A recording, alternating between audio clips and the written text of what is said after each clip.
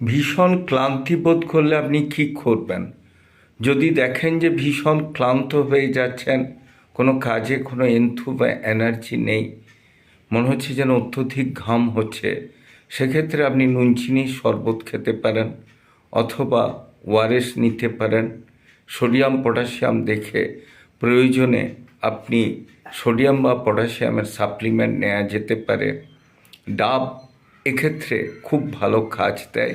আর অত্যন্ত দুর্বলতার থেকে বেরিয়ে আসতে গেলে প্রথম ওষুধ হচ্ছে বিশ্রাম, সময়ে খাওয়া দাওয়া করা, এবং যেটার ডেফিসিয়েন্সি হয়েছে, মানে যেটার ঘাটতি হয়েছে, সেটা পূরণের জন্য যেটা প্রয়োজন সেটা ডাক্তারবাবুদের সাথে যোগাযোগ করে সেই জিনিসটা আপনাকে ব্যবহার করা।